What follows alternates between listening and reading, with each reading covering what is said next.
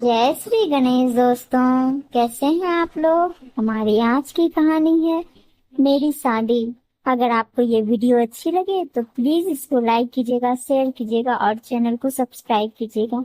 शुरू करते हैं आज की कहानी। मैंने अपनी शादी में सभी चीजों को स्वीकार किया, लेकिन बावजूद इसके मुझे अपनी शादी में हमेशा कुछ कमी लगी। ऐसे में जब सच्चाई मेरे सामने आई तो उसने मुझे हिलाकर रख दिया। इस बात से बिल्कुल भी इनकार नहीं किया जा सकता कि परिवार में लड़की के पैदा होते ही उसे शादी का सही मतलब सिखा दिया जाता है।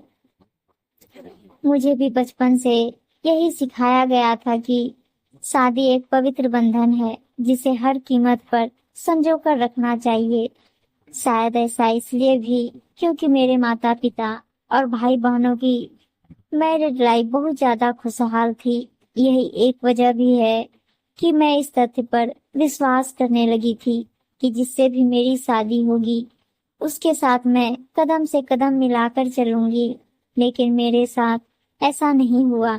समय के साथ मुझे समझ आया कि कैसे हम दूसरों की खुशियों की परवाह करते हुए खुद की खुशी को दांव पर लगा देते हैं। दरअसल जब मेरी शादी हुई थी तो उस समय मैं केवल 26 साल की थी। अपनी शादी को लेकर मैं बहुत ज्यादा एक्साइटेड थी। ऐसा इसलिए क्योंकि मुझे यकीन था कि मेरे माता पिता की तरह मेरा वैवाहिक जीवन भी काफी अच्छा होगा। उन्होंने मेरे लिए एकदम सही इंसान चुना होगा जो मुझे हमेशा खुश रखेगा। लेकिन मैं नहीं जानती थी कि मेरी किस्मत में कुछ और ही लिखा था। शादी से पहले मैं अपने होने वाले पति से 1 से 2 बार ही मिली थी। वह काफी शर्मीला और शिष्ट था। उसे देखकर मुझे यही लगा कि वह मेरे लिए एकदम परफेक्ट है। मैं अपने फैसले से काफी ज्यादा संतुष्ट थी। मेरे पिता ने भी मेरी शादी बहुत अच्छे से की थी। लेकिन शादी की पहली रात मेरे साथ कुछ ऐसा हुआ जिसने मेरी जिंदगी को बुरी तरह से हिलाकर रख दिया।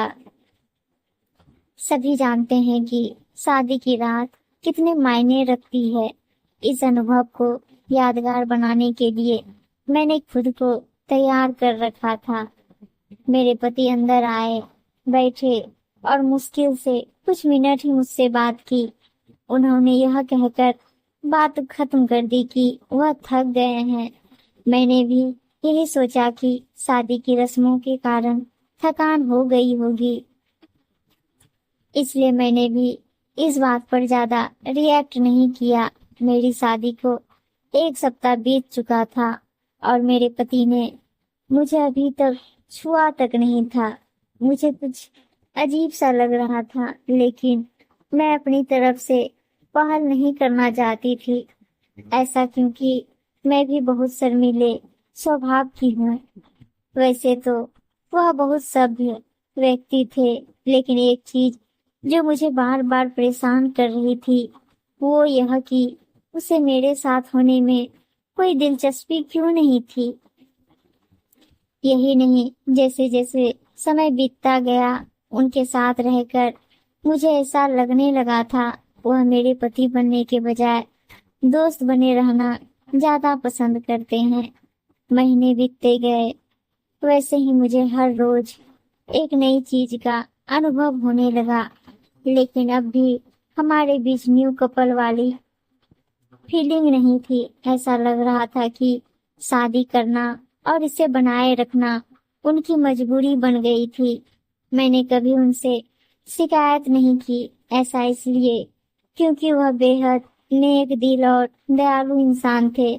मुझे उनके साथ किसी तरह की कोई दिक्कत नहीं थी। लेकिन इसके बाद भी मुझे लगता था कि मेरी शादी में कुछ कमी थी। हमारी शादी को 1 साल बीत गया और हमारे बीच छोटी सी बात को लेकर झगड़ा हो गया, जो वास्तव में गंभीर लड़ाई में बदल गया। मेरे मन में गुस्सा था तो मैंने कह दिया कि मैं एक पति के लिए तरस रही हूँ जो मुझे कभी नहीं मिला। जैसे ही मैंने ये शब्द बोले मेरे पति एकदम से चुप हो गए और बिस्तर के किनारे पर जाकर बैठ गए। मैंने जब उन्हें रोता हुआ देखा तो मैं चुप हो गई। मैं दंग रह गई। ऐसा इसलिए क्योंकि मैंने आज तक उन्हें मेरे सामने कभी इतना कमजोर होते नहीं देखा था। मैंने उन्हें परेशान देख दिलासा दिया। तभी उन्होंने मुझसे माफी मांगी और कहा कि उनका इरादा मुझे चोट पहुंचाने का बिल्कुल भी नहीं था, लेकिन उन्हें महिलाएं पसंद नहीं है। मैं कांपते हुए अपनी जगह पर खड़ी हो गई। मुझे समझ ही नहीं आ रहा था क्या बोलूं, क्या करूं। इतने दिनों तक तो कम से कम भ्रम में ही थी कि हो सकता है कोई बात हो या कुछ और, पर आज ये सुन के तो भ्रम के साथ साथ मैं भी पूरी तरह टूट गई। मुझे लग रहा था जैसे कुछ हूं ही नहीं, मैं पूरी बिखर गई। सोच सोच के ही हालत खराब हो रही थी। फैमिली से क्या बोलूंगी, आस पड़ोस वाले क्या बोलेंगे, पता नहीं। उन्होंने कबूल किया कि वह समलैंगिक है। मैं कुछ समझ नहीं पा रही थी। मैंने फिर पूछा कि आप समलैंगिक हैं, तो उसने मेरी तरफ देखा और कुछ नहीं कहा। मैं यही सोच रही थी कि मेरी शादी बस एक दिखावा थी। मैं बिस्तर पर चुपचाप लेट गई और हकीकत से भागने के लिए सोने की कोशिश करने लगी। लेकिन मैं अच्छे से जानती थी कि यह सपना नहीं है। मेरे पति पुरुषों को पसंद करते हैं। मुझे यह बात हर हालत में स्वीकारनी थी। लेकिन इस दौरान मेरी अपनी खुशी का क्या? मैंने अपनी खुशी की परवाह न किए बगैर उनके साथ जीवन भर शादी का ढोंग रचाने का फैसला किया।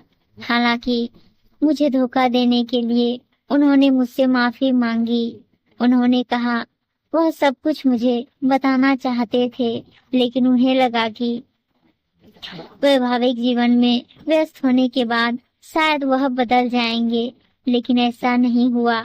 हमने फैसला किया कि अब ऐसा नहीं चल सकता। हमें किसी न किसी निष्कर्ष पर तो पहुंचना ही था। ऐसे में हमने तलाक की अर्जी दायर की, जिसकी वजह से हमारे परिवार के बीच संबंध खराब हो गए। लेकिन मेरे और मेरे पति के बीच दोस्त के रूप में रिश्ता बहुत मजबूत हो गया था। मैंने उन्हें समझा और उनकी भावना की कद्र की। वह चाहते थे कि मुझे ऐसा व्यक्ति मिले जिसके साथ मैं हमेशा खुश रहूं। हमारा यह कदम उन बंधनों से मुक्त करने के लिए जरूरी था जो हमें दुखी और अधूरा शादी में जोड़े रखना चाहते थे। लेकिन मुझे खुशी है कि हमने समाज की परवाह नहीं की, बल्कि अपनी खुशी के बारे में सोचा। सच कहूँ तो आज मैं बेहद खुश हूँ। उम्मीद है दोस्तों कहानी अच्छी लगी होगी, और अच्छी कहानियाँ सुनने के लिए चैनल को सब्सक्राइब और वीडियो को लाइक शेयर जरूर से जरूर कर दीजिएगा। मिलते हैं अगली कहानी में, तब तक के लिए बाय बाय। धन्यवाद दोस्तों।